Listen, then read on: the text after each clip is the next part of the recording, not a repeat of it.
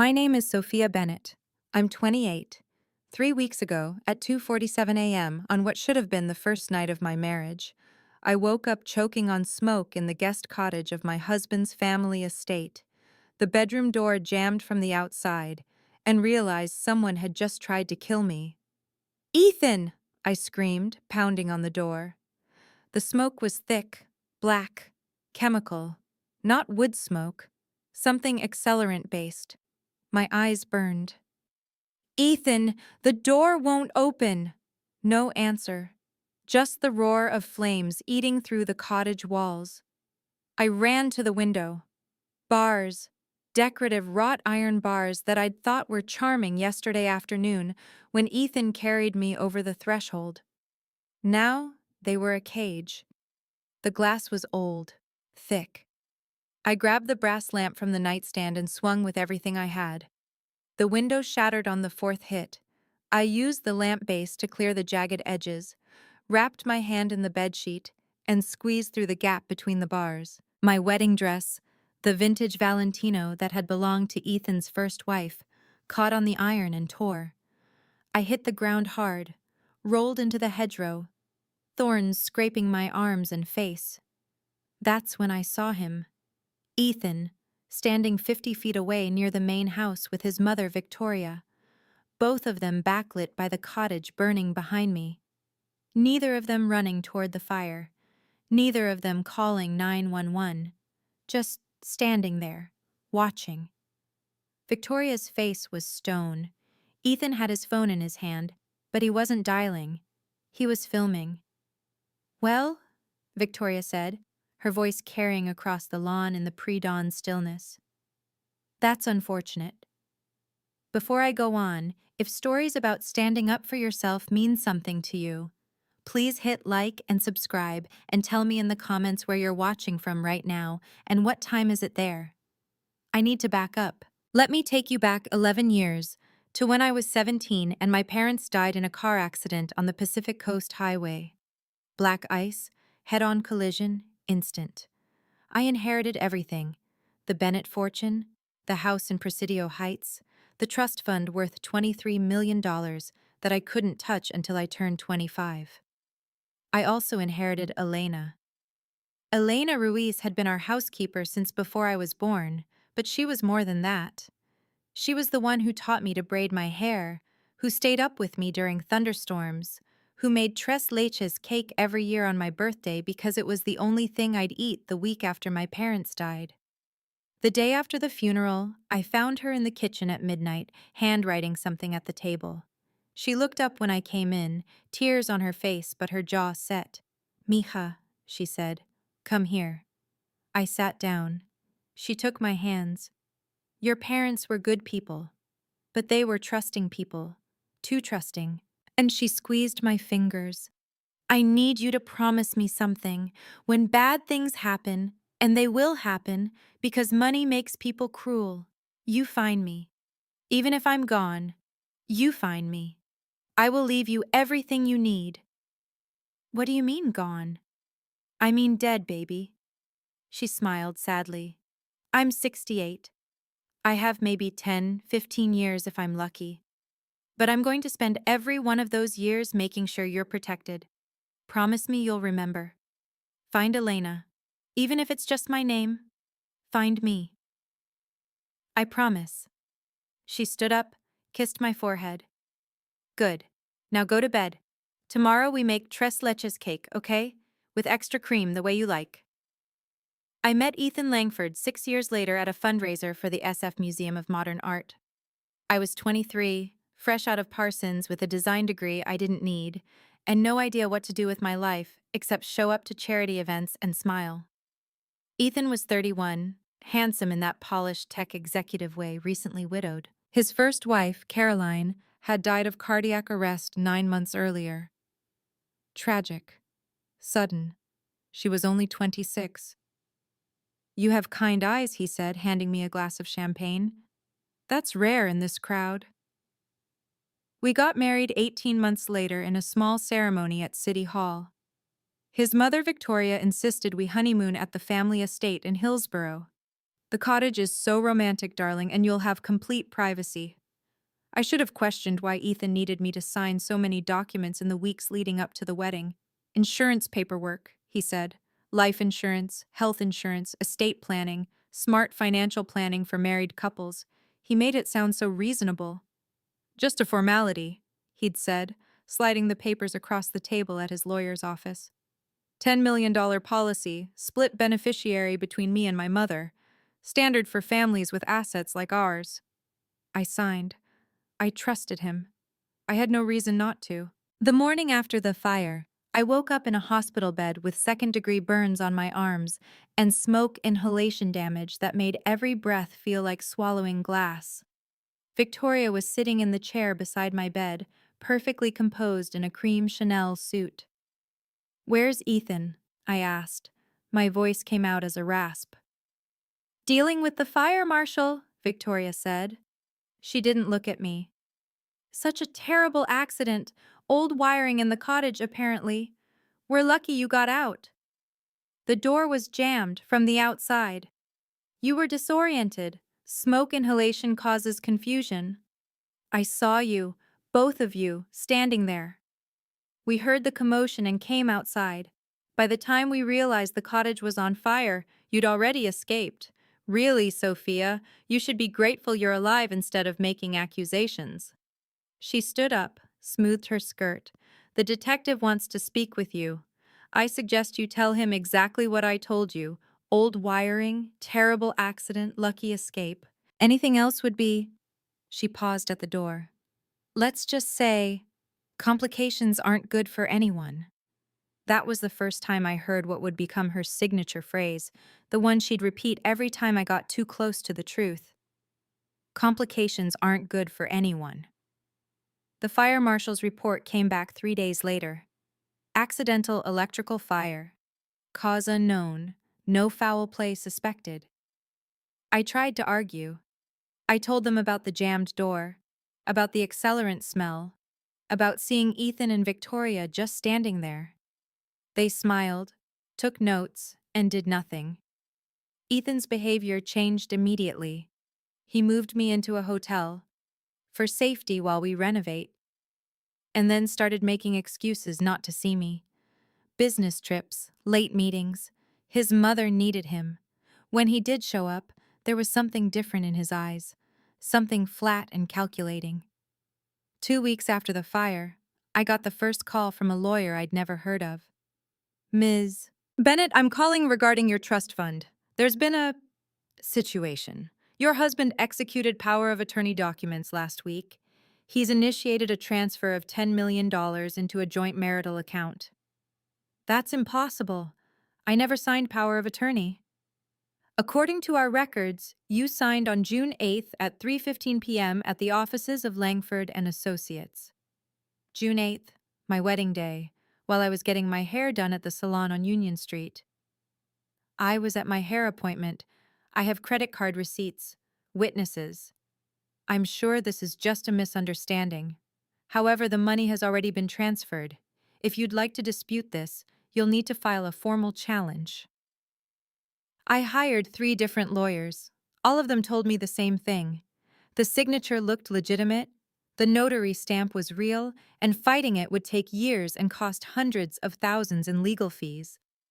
Meanwhile, Ethan had access to $10 million of my money. I went to the police. My husband forged my signature to steal my trust fund. The detective, a tired man named Morrison, barely looked up from his computer. "Do you have proof the signature is forged?" "I wasn't there. I was at—" "But do you have proof? Video evidence? Witnesses who saw him forge it?" "No, but—" "Then it's a civil matter. You'll need to work it out with lawyers." I called Ethan 37 times. He answered once. "Sophia, I don't know what you think is happening, but you need to stop harassing me. My lawyer says if you keep calling, I can file for a restraining order."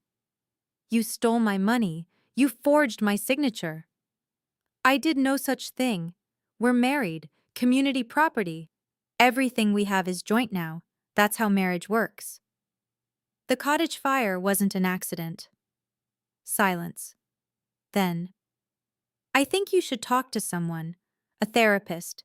The trauma from the fire has clearly affected your mental state.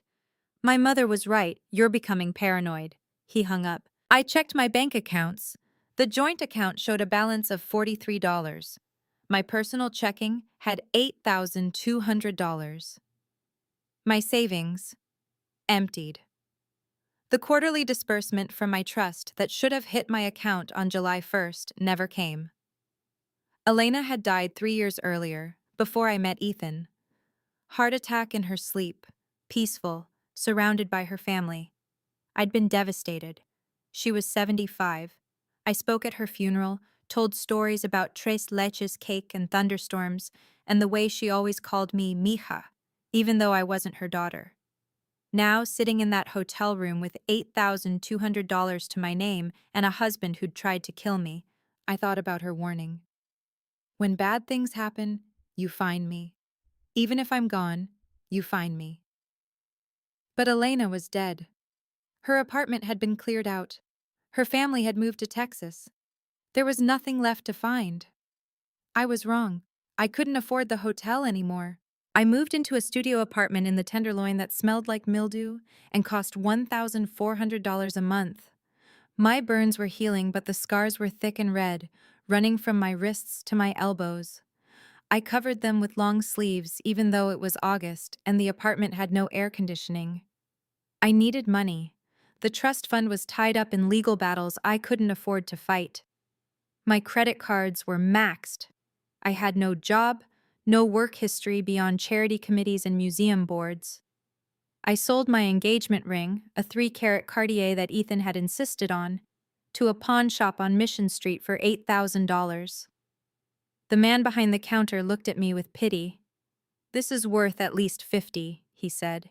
"You sure?" "I'm sure." I used the money to rent space in a shared studio warehouse in Soma and bought basic design supplies: fabric, thread, a secondhand sewing machine, sketch pads. I'd graduated from Parsons with honors in fashion design, but I'd never actually worked, never needed to. Now I needed to. I made simple things at first: tote bags with hand-embroidered details, linen aprons with vintage button closures. I sold them at the Ferry Building Farmers Market on Saturdays, $20 here, $35 there, barely enough to cover rent and groceries. A woman named Maya ran the ceramic studio next to mine. She was older, maybe 60, with silver hair in a long braid and clay permanently under her fingernails. "You're good," she said one afternoon, watching me pin a pattern. "Why are you selling at farmers markets?" "Because nobody knows who I am." "Good. Keep it that way. The minute they know you're a Bennett, they'll either treat you like a charity case or try to take advantage." She handed me her card. "My daughter runs a boutique in Hayes Valley. I'll tell her about you." Maya's daughter, Raina, ordered 15 aprons and 20 tote bags. Then a home goods store in Noe Valley wanted 30 pieces. Then a write-up in a local design blog. Within 6 months, I had a small but steady business. I called it Studio Segundo, second chance. Ethan and Victoria left me alone for 8 months. I started to think maybe they'd gotten what they wanted, the money, and would just disappear. Then Ethan showed up at the farmer's market. It was a Saturday in March, raining lightly. I was setting up my booth when I saw him walking toward me. Expensive raincoat, $1,000 shoes, that smile I'd once thought was charming. "Sophia, you look..." He gestured at my setup. "Busy. What do you want?"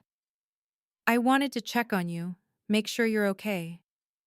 He picked up one of my embroidered tote bags, examined it. "This is sweet. Very rustic." A customer approached. A woman I recognized from previous markets. Ethan turned to her with that smile. "Are you thinking of buying from this booth? I should warn you, the owner has some mental health issues. She's been making wild accusations against me and my family. We're worried about her stability." The woman's face changed. She put down the bag she'd been holding and walked away. Ethan turned back to me. "You should come home, Sophia. This..." He gestured around. "This is beneath you. Sign the divorce papers I sent you. Accept the settlement. You can't win this. The settlement where I get nothing and you keep my $10 million? Our money, community property. Talk to your lawyer. You tried to kill me. That's a serious accusation. One that, if you keep making it, will result in a defamation lawsuit. He leaned closer, voice dropping. Nobody believes you. The fire marshal said it was an accident. Your own lawyers told you to drop it. Even your precious Elena isn't here to save you. Something in his tone when he said Elena's name made my stomach drop. How do you know about Elena? My mother did her research before I proposed to you.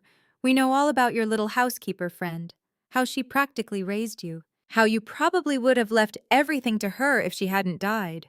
He smiled. Convenient timing, that. Elena died of a heart attack. Did she?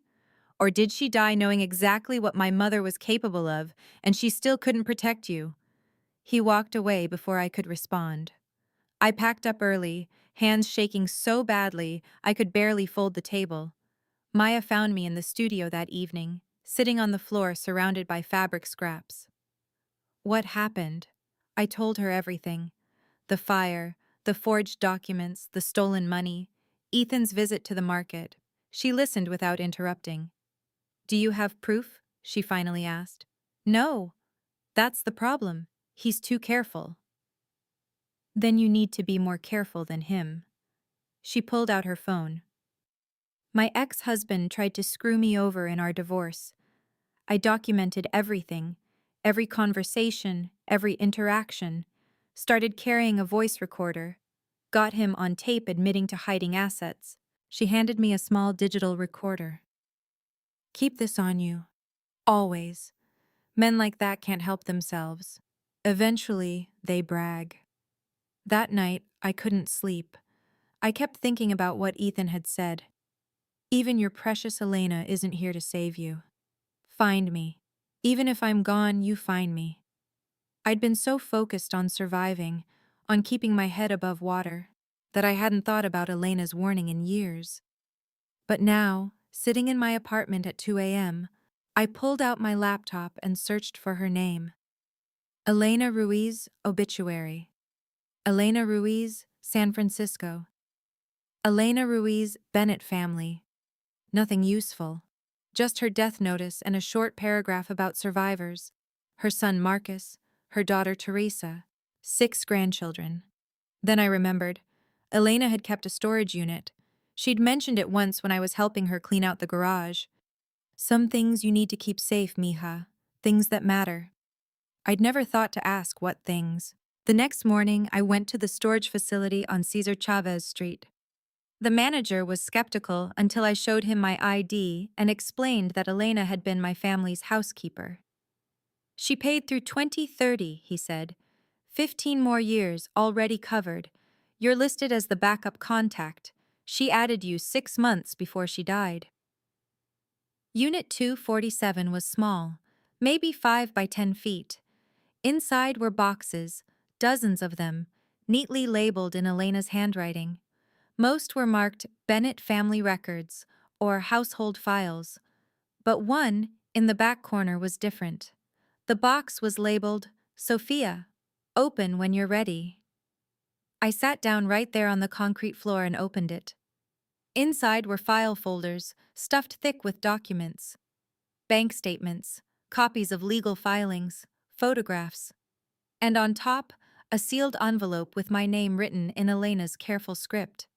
My hands were shaking as I opened it. The letter was 4 pages long, handwritten on her personal stationery. My dearest Sophia, if you're reading this, then I'm gone, and someone has hurt you the way I knew they would.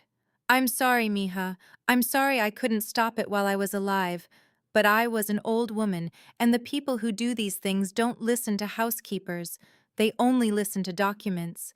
Do you remember what I told you after your parents died? Find me. I meant it. I knew Ethan Langford before you met him. His mother, Victoria, hired me to clean her house in Hillsborough for 6 months in 2017. I was there when Caroline, Ethan's first wife, got sick. I watched them bring her meals I didn't prepare. I heard them talking late at night about insurance policies and trust funds. I saw Victoria give Caroline tea that made her sleep for 16 hours. Caroline died 3 days after I quit. They said it was cardiac arrest. Natural causes. She was 26 and healthy. I knew what they'd done, but I had no proof. I was just the housekeeper. When I saw Ethan's picture with you in the society pages 2 years later, I knew. I knew he'd found another target. Another wealthy young woman with no parents to protect her. I tried to warn you, but you were in love, and I was afraid if I pushed too hard, you'd pull away. So instead, I prepared. Everything you need is in this box. The original deed to the Presidio Heights house, which is in your name alone. Victoria told you it's now marital property. She lied. Community property laws in California don't apply to premarital assets. The house is yours. Copies of your trust documents showing that power of attorney requires 2 witnesses and a video recording. The documents Ethan filed have neither. The signature is forged. I documented this through my friend Maria, who works at the notary's office. She'll testify. Bank statements from Victoria's accounts showing large deposits after Caroline's death. Exactly $10 million transferred from Caroline's trust over a 3-month period. A voice recording. I still had keys to Victoria's house from when I worked there. I went back one night in 2019 and left a voice-activated recorder in her study. I retrieved it 3 months later. You need to listen to it. Track 7. Victoria and Ethan discussing the next one. You, Mija. They were planning this before you even met him. Contact information for Detective Sarah Chen, SFPD Financial Crimes. She's the sister of my daughter, Teresa. I told her everything before I died. She's been waiting for you to come forward. Call her. She'll know what to do. There's more in the other folders. Pictures, receipts, witness statements I collected from the estate staff. Everything you need to prove what they've done. You are not crazy. You are not paranoid. You are being hunted by people who kill for money and think they're clever enough to get away with it. But they're not as clever as an old housekeeper who loved you like her own. I wish I could be there to see their faces when they realize they underestimated us. Both of us. Find Detective Chen. Show her this box. Trust no one else until the police are involved. You are not alone, little star. You never were. All my love. Elena P.S. The combination to the safe deposit box at Bayview Credit Union is your birthday, plus my birthday. 0412-1119. Inside, you'll find the original recording device and my notarized statement about everything I witnessed at the Langford estate. It's the backup in case anything happens to these documents. Smart girls always have a backup. I read the letter 3 times. Then I opened the first folder. The bank statements were there, exactly as she described. Transfers from Caroline's trust to Victoria's personal accounts. $10 million over 12 weeks, finishing 1 month after Caroline's death. The second folder had the voice recording transcript. I pulled out my phone and played the audio file from the flash drive taped to the inside of the box. Victoria's voice, crisp and clear. The cottage is ready. Old wiring, plenty of accelerant opportunities. It needs to look accidental, Ethan. No mistakes like last time. Ethan. Caroline was supposed to be asleep. The dose was too weak. Victoria. So you used the pillow. Effective but risky. This time we do it clean. Fire, smoke inhalation, tragic accident. You're the grieving widower again. We collect the policy, pay off your business debts, and move on. Ethan. When? Victoria. After the wedding, honeymoon at the estate. Everyone will think it's romantic. No one suspects the devoted new husband. Ethan. And if she survives again? Victoria. Then we try something else. But she won't. This time I'm handling it myself. The recording was dated 3 weeks before my wedding. I sat in that storage unit for 2 hours, going through every document, every photo, every piece of evidence Elena had collected. The woman had built an entire case, brick by brick, against people who thought they were untouchable. She'd done it for me, for years. While she was dying, she was still protecting me. I found Detective Sarah Chen's card in the last folder. I called her at 4:30 p.m. on a Thursday. She answered on the second ring. "Ms. Bennett, I've been waiting for your call. Elena told you." "She told me 3 years ago. Said you'd need help eventually, and when you did, I should listen to everything you had to say. What's happened?"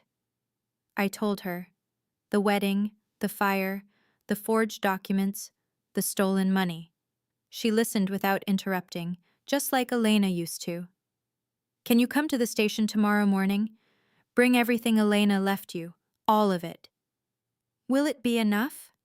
"It's more than enough. Your housekeeper built us a case we couldn't have built ourselves in 5 years."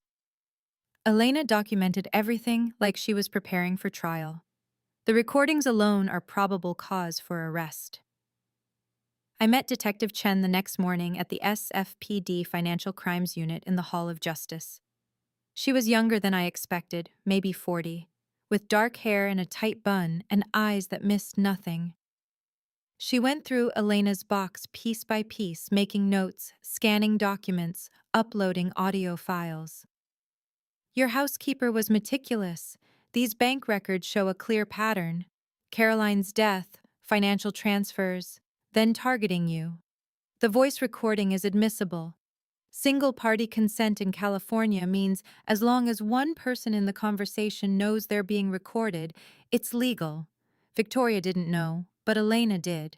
She left the recorder there deliberately. So what happens now? Now we build on what Elena started. We need to document the fire investigation, get the original fire marshal's report, subpoena Ethan's phone records, interview estate staff, trace the insurance policy application. It'll take time. Maybe 3 months, maybe 6. But we're going to nail them. What should I do? Live your life. Don't let them know we're investigating. If they contact you, record it. If they threaten you, call me immediately, and..." She looked at me carefully. "There's something else Elena left. A financial account in your name at Bayview Credit Union. Did you check the safe deposit box?" "Not yet. Do it today. I think you're going to want to see what's inside." The safe deposit box at Bayview Credit Union contained 3 things: the original recording device Elena had used, a tiny digital recorder no bigger than a quarter, her notarized statement about working for Victoria, and a cashier's check for $127,000 made out to me. The bank officer explained, "This was set up as a trust payment. If Elena Ruiz died and you accessed this box, the funds would be released. The money came from her estate." Elena had left me everything she had. I sat in my car in the bank parking lot and cried for 20 minutes. 4 months later, I got a call from Detective Chen. "We have enough. Arrest warrants are being issued tomorrow for both Victoria and Ethan Langford. Multiple charges: attempted murder, insurance fraud, forgery, conspiracy. The DA is also reopening Caroline's death investigation. We're recommending murder charges for that as well." "How long until trial?" "Could be a year or more. But Ms. Bennett, there's something you should know. Victoria is hosting her 75th birthday party this weekend at the Hillsborough estate. Everyone will be there: family, friends, business associates. She's been bragging about the party for weeks." "Why are you telling me this?" "Because I think you deserve to see her face when she realizes the game is over. We're executing the warrants at 7 p.m. Saturday evening. If you happen to be there as a guest, well, the timing would be interesting." I understood what she wasn't saying. The invitation had arrived 2 weeks earlier, forwarded from my old address. Victoria's 75th birthday celebration. Black tie, Langford Estate. I'd thrown it away. Now I called Victoria's assistant and RSVP'd. Yes. Saturday evening I drove to Hillsborough in a dress I'd designed myself. Simple black silk with long sleeves that covered my scars.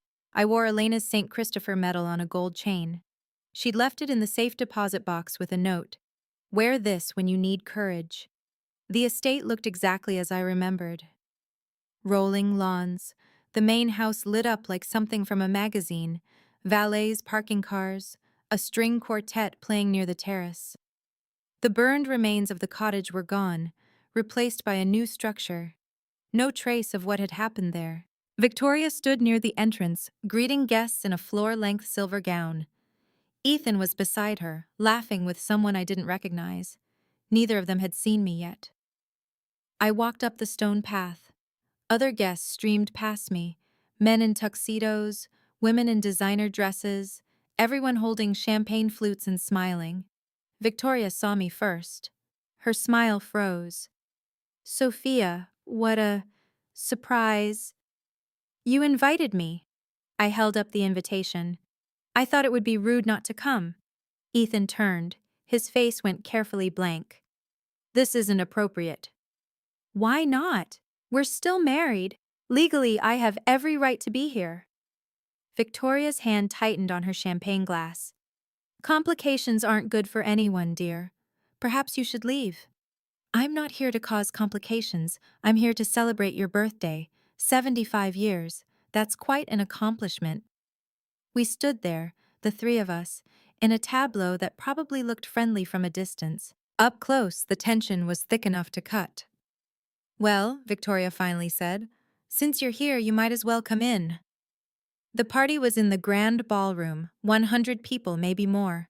Crystal chandeliers, ice sculptures, a 10-tier birthday cake. A banner hung over the fireplace. 75 years of grace and strength. I recognized faces from my wedding: Ethan's Aunt Patricia, his cousin Michael, business partners from Victoria's real estate empire, everyone who had watched me marry Ethan 8 months ago and thought it was romantic. I took a glass of champagne from a passing waiter and positioned myself near the windows. Waiting. Victoria gave her speech at 6:45 p.m., standing on the raised platform near the cake. She talked about family, about building a legacy, about the importance of protecting what's yours. "To success," she said, raising her glass, "and to knowing when to cut your losses." Everyone drank. I watched Ethan across the room. He was watching me. At 6:58 p.m., my phone buzzed. "Detective Chen, we're at the front gate. 2 minutes." I set down my champagne and walked toward the platform. Victoria was cutting her cake, smiling for photographs. I stepped up beside her. "Victoria, I need to say something." She turned, irritation flashing across her face. "Now is not the time." "It's the perfect time. You have all your friends here, everyone who matters to you." I raised my voice slightly. "I want to tell everyone about Elena." The room quieted. People were looking now. "Elena Ruiz. She was my housekeeper. My friend. She died 3 years ago, but before she did, she left me something." Victoria's face had gone pale. "Sophia, you're embarrassing yourself." "Am I? She left me bank statements showing that you stole $10 million from Caroline after she died, your son's first wife, the one who died of cardiac arrest at 26. Murmurs rippled through the crowd. Ethan started moving toward the platform, but 2 people stepped into his path: Detective Chen and another officer, both in plain clothes. "She also left me a recording of you and Ethan planning to kill me, discussing accelerants and insurance policies and how much you'd get if the fire worked." "That's insane," Victoria started. "The cottage fire wasn't an accident. You jammed the door from the outside. Ethan filmed it. You both stood there watching, waiting for me to die, so you could collect the $10 million policy you'd forged my signature on." Victoria's hand was shaking, champagne sloshed out of her glass. "This is absurd. This woman is mentally ill. She's been harassing us for months." "Elena recorded you." I pulled out my phone, played the audio file. Victoria's voice filled the room through the Bluetooth speaker. "The cottage is ready. Old wiring, plenty of accelerant opportunities. It needs to look accidental, Ethan. No mistakes like last time." Silence. Complete, absolute silence. Then Ethan's voice on the recording. "And if she survives again?" Victoria's reply. "Then we try something else. But she won't. This time I'm handling it myself." Victoria lunged for my phone. I stepped back. Detective Chen was already moving forward. Badge out. Victoria Langford, you're under arrest for attempted murder, conspiracy to commit murder, insurance fraud, and identity theft. Ethan tried to run. He made it 3 steps before 2 uniformed officers caught him at the ballroom entrance. The room exploded. Gasps, shouting, someone screaming. Victoria's sister Patricia started crying. Ethan's cousin Michael was yelling, "What the hell?" over and over. Victoria's face had gone from pale to crimson. She turned to me, fury replacing shock. "You have no idea what you've done. That money was ours. Your parents promised—" "My parents are dead. You can't lie about them anymore. You stupid little girl. You think Elena was protecting you? She was a nosy old woman who couldn't mind her own business. If she hadn't died when she did, I would have—" She stopped, realized what she'd just said. In front of 100 witnesses, Detective Chen's partner was writing it down. "Would have what, Mrs. Langford?" Chen asked. Victoria's mouth opened, closed. She looked around the room, at all her friends and family staring at her with horror and disbelief, at the officers putting handcuffs on her son, at the cake with its 75 candles still burning. "Complications aren't good for anyone," I said quietly. "You taught me that." They led Victoria out first, then Ethan. He didn't look at me, just stared straight ahead, jaw clenched, as they walked him through the crowd of his mother's guests. Patricia came up to me after they were gone. Her face was blotchy from crying. Did they really try to kill you?" "Yes. Caroline. Oh God, Caroline. We thought—" She pressed a hand to her mouth. "We thought she had a heart condition, that it was natural. She was so young. They killed her for her money. They were going to kill me for mine." Patricia hugged me. She was shaking. "I'm so sorry. We should have seen it. We should have known." Other people came up to me after that, some apologizing, some asking questions, some just staring. I answered what I could, and then quietly left. Maya was waiting in her car at the end of the driveway. I'd texted her earlier, asked her to be there when it was over.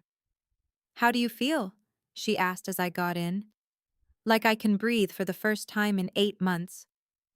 "Good. That's how you should feel."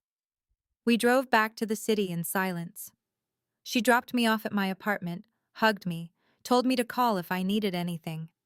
I went inside, changed into pajamas, and sat on my floor with Elena's letter. "You are not alone, little star. You never were." 3 days later, I went to Colma and visited Elena's grave. I brought tres leches cake from the bakery in the mission that made it the way she used to. I sat on the grass and told her everything, the arrest, the recordings, Victoria's face when she realized she'd been caught. "You did it," I said out loud. "You protected me even after you were gone. I don't know how to thank you." The wind rustled through the trees. A monarch butterfly landed on the headstone. I stayed there for an hour. The trial took 14 months. Victoria and Ethan were both convicted. Victoria of attempted murder, insurance fraud, conspiracy, and manslaughter in Caroline's death. Ethan got life without parole for Caroline's murder and 30 years for attempted murder and fraud in my case. Victoria got 45 years. She'd die in prison. The court ordered the return of my trust fund with interest. I got back $10.4 million. I donated $2 million to charities that support domestic violence survivors and provide legal aid for women fighting financial fraud. I kept Studio Segundo. I didn't need the money anymore, but I needed the work. I hired 3 seamstresses, moved into a bigger space in the design district, started doing custom work for boutiques across the Bay Area. Maya became my business partner. We opened a second location in Oakland. I never went back to the Presidio Heights house. Too many memories. I sold it and bought a small Victorian in Bernal Heights with a garden where I grow jasmine, Elena's favorite flower. It's been 2 years now. I'm 30. I run a business I love. I have friends who showed up when it mattered. I have scars on my arms that remind me I survived something that should have killed me. If you're watching this and you've ever ignored your gut feeling about someone because you loved them, or because you wanted to believe the best in them, type, "I trust my instincts now" in the comments. Or if you had someone in your life who protected you even when you didn't know you needed protection, type, "guardian angel." Both are real. Both are valid.